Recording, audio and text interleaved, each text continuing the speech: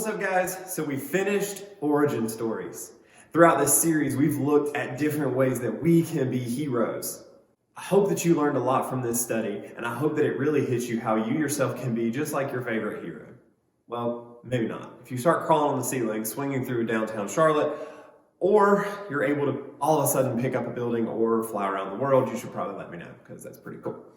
However, we've learned that we can be heroes in ordinary ways.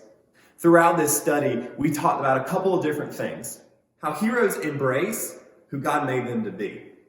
The biggest thing for us in this lesson was to understand that God made each of us unique with skills and abilities and personalities that allow us to make a massive difference in this world in our way.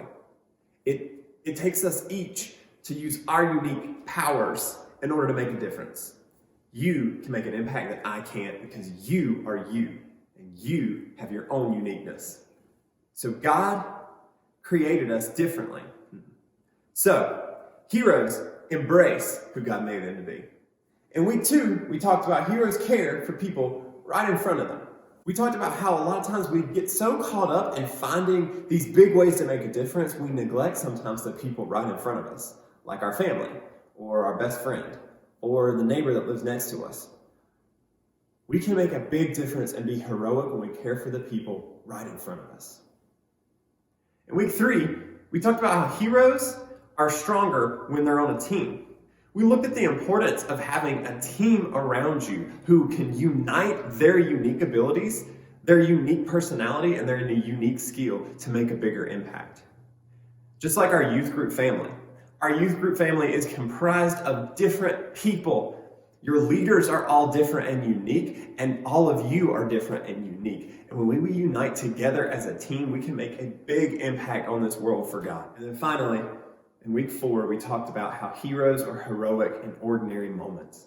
One of the biggest things we looked at was how important it is for us to care more about other people and reconcile when we've done something wrong. It takes a lot of courage to admit that we did something to hurt somebody, especially somebody we care about.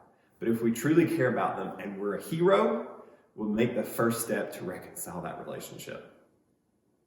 Heroes are heroic in those ordinary moments. God doesn't always call us to do big, flashy, newsworthy, and noticeable, heroic movements. Sometimes God instills in us the heroicness that causes us to do the unseen, to do the ordinary, to treat those around us with love and compassion.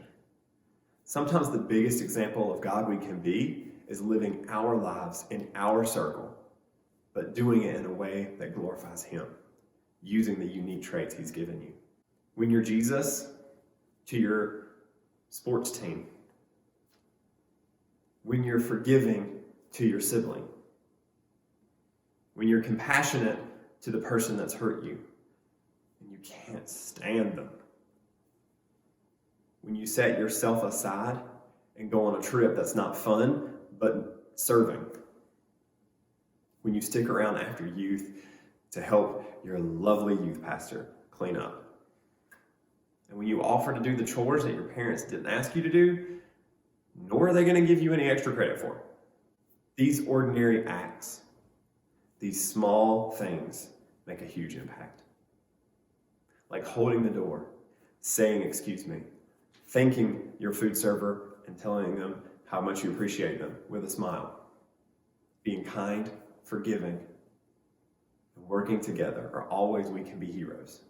We're all called to one big mission because we're all on one big team that is the church. And that mission is to share Jesus with the world. And the biggest way you share Jesus with the world is through your life and the way you live and act and show people Jesus, not just tell them, but show them Jesus in your life. We always say it, but it goes perfect with this series. Go and be a light and be a hero in this world.